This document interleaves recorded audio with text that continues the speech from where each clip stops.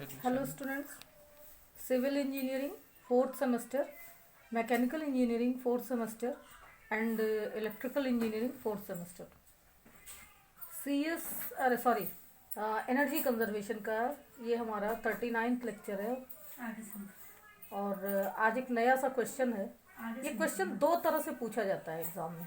एक तो ये कि ऊर्जा के पारंपरिक स्रोतों का प्रयोग करने से वातावरण में, पर्यावरण में किस प्रकार का प्रदूषण होता है। ठीक है, यानी ऊर्जा के पारंपरिक स्रोतों का प्रयोग करने से प्रदूषण कैसे फैलता है, या तो ये क्वेश्चन आ सकता है।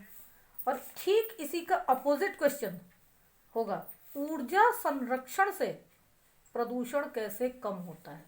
The question is same question है। यानी आप बता रहे हैं, ये बिल्कुल वैसे ही है कि हम कोयला जब इस्तेमाल करेंगे तो कैसा प्रदूषण होगा, ठीक है, और कोयला नहीं इस्तेमाल करेंगे यानी कोयले की बचत करेंगे तो किस किस तरह के प्रदूषण से बचेंगे। तो बात तो एक ही हुई ना कि हम कोयले की अंगीठी जलाएंगे तो पहले तो हम यही बताएंगे ना कि कोयले की अंगीठी जलाने से कितने तरह के गैसेस निकलेंगे उसमें, कोयला जलाने से। देन हम बताएंगे कि हम कोयला अगर नहीं जलाते तो ये गैसें नहीं निकलेंगी। अब बात समझ में आई।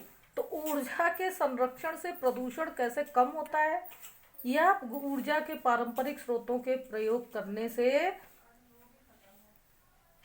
पर्यावरण में प्रदूषण कैसे होता है, ये दोनों के आंसर सेम होंगे। ठीक है, मेरा ख्याल है आपको क्वेश्चन समझ में आ गया होगा।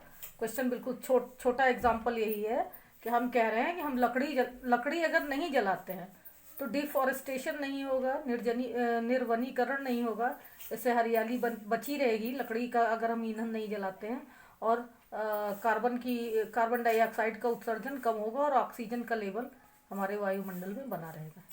एक क्वेश्चन ये हो गया। एक ये हो गया कि अगर हम लकड़ी जलाएंगे तो ये गैसें उत्पन्न होंगी और इससे फिर जो है डिफॉरेस्टेशन होगा और नुकसान होगा। तो एस्पेक्ट दोनों के एक सिक्के का दो पहलू है। क्वेश्चन सेम है कि ऊर्जा के प्रयोग से हानियां क्या है और ऊर्जा की बचत से लाभ क्या है। दोनों का आंसर सेम होगा ना। अब समझ में आया ना कि ऊर्जा की बचत से क्या लाभ है और ऊर्जा की बचत न करने पे हानि क्या है, प्रदूषण होगा। तो वही है। तो क्वेश्चन हम इस तरह से ले रहे हैं पॉजिटिवली कि ऊर्जा संरक्षण से प्रदूषण कैसे कम होता है। इसका आंसर देखिए, IEA यानी इंडियन एनवायरमेंट असेसमेंट, IEA एक संस्था है जो पर्यावरण आघात आकलन करती है। पर्यावरण का आकलन करती है, आघात आकलन तो बी करती है। उसके जो बुरे प्रभाव है उस पर बी देखती है, और जो पॉजिटिव एंड नेगेटिव दोनों एस्पेक्ट है वो IEA संस्था देखती है। तो IEA तथा BEE यानी ऊर्जा दक्षता ब्यूरो, IEA तथा बी की रिपोर्ट के अनुसार ऊर्जा की बचत से प्रदूषण कम होता है। ये हमारा मेन सेंटेंस है, ये इसको अंडरलाइन करिए कि ऊर्जा की बचत से प्रदूषण कम होता है। जैसे ऊर्जा के पारंपरिक स्रोत कोयले का प्रयोग करने पर वातावरण में कार्बन डाइऑक्साइड की मात्रा बढ़ती है। भारतीय रेलवे द्वारा कोयला चालित इंजन की बजाय विद्युत इंजन चलाने से प्रदूषण में कमी आई। यानी आप लोगों को तो शायद पता भी नहीं होगा, एक जनरेशन पहले सन 1975-76 तक भारतीय रेलवे में कोयला इंजन चलता था। तो वो सोचिए कि वो 1200 किलोमीटर की जो जर्नी होती थी उसमें कितना कोयला जलता था और एटमॉस्फेयर में कितना धुआं होता था उससे। और जो हमारा पारंपरिक स्रोत है कोयला, ये नवीकरणीय स्रोत भले इसे कहा जाए, लेकिन इसके नवीकरणीय होने में कितना टाइम लगता है, 14 लाख साल। तो 14 लाख साल बहुत होता है। हो सकता है तब तक हम फिर से ये कोल टेक्नोलॉजी ही भूल जाएं। तो 14 लाख ईयर जो होता है उतने साल में ये नवीकरणीय होता है। उस पर भी तब जब हम डिफॉरेस्टेशन नहीं करेंगे। तो यदि डिफॉरेस्टेशन कर दिए तो हमारे पास कुछ है ही नहीं है, तो जमीन में कोयला बनेगा काहे का। तो एक तरीके से अनवीकरणीय स्रोत है कोयला। वैसे भी 2050 तक कोयला खत्म हो जाएगा। तो यदि भारतीय रेलवे उसी रेशियो से कोयला अभी तक इस्तेमाल करती तो वातावरण का क्या होता और कोयले का स्रोत अब तक खत्म हो गया होता। तो वही चीज यहाँ कही जा रही है कि जैसे ऊर्जा के पारंपरिक स्रोत कोयले का प्रयोग करने पर वातावरण में कार्बन डाइऑक्साइड की मात्रा बढ़ती है, भारतीय रेलवे द्वारा कोयला चालित इंजन की बजाय विद्युत इंजन चलाने से प्रदूषण में कमी आई है। विद्युत उत्पादक संयंत्र प्रायः आर्सेनिक, पारा तथा अन्य धातुओं और एसिडिक गैसों का उत्सर्जन करते हैं। मेरा ख्याल है ये सेंटेंस आपको समझ में आ गया होगा। मेरी अपेक्षा आप बेटर इसको समझते हैं क्योंकि आप सबने केमिस्ट्री बहुत अच्छे से पढ़ी है। इससे मानव स्वास्थ्य तथा पारिस्थितिकी पर दुष्प्रभाव पड़ता है। अतः इसको अंडरलाइन करिए।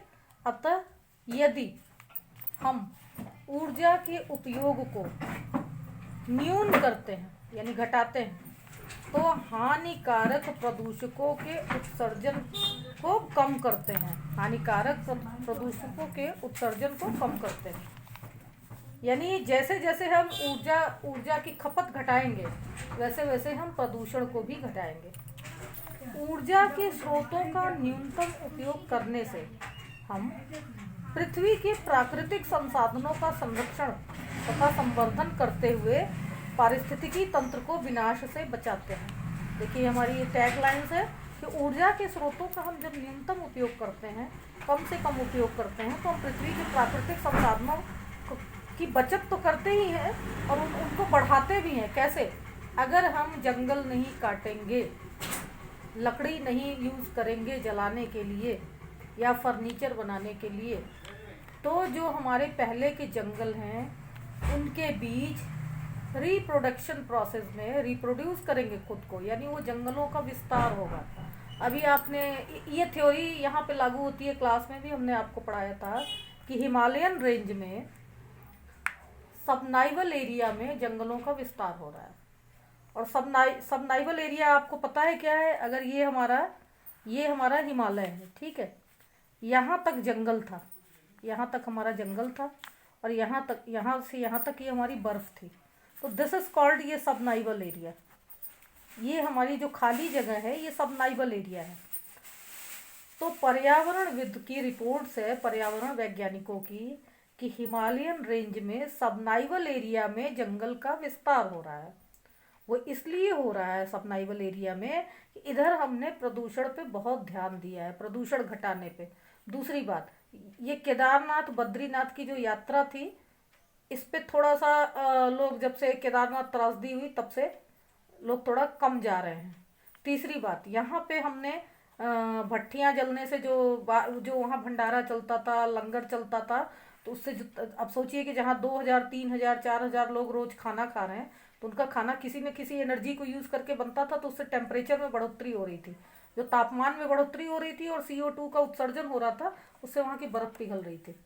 तो वो चीज़ में गिरावट आई है। जब गिरावट आई और जब वहाँ भट्टियाँ जलाने पर रोक लगा दी गई और बहुत सारी चीज़ों से पे रोक लगा दी गई, तो ये बर्फ़ फिर से यहाँ पे जमने लगी और ये जो वनस्पति थी इसका विस्तार ऊपर की ओर हो रहा है। तो हिमालय का सबनाइवल एरिया जो है वो आच्छादित हो रहा है हरियाली से और ये घट रहा है। ये जैसे ये 30 किलोमीटर, अगर ये 20 किलोमीटर था तो ये घट के जो है 15 किलोमीटर हो गया। लेकिन ये पहाड़ियाँ निर्जन नहीं हो रही हैं, बल्कि सबनाइवल एरिया में वनस्पतियाँ बढ़ रही हैं। क्यों?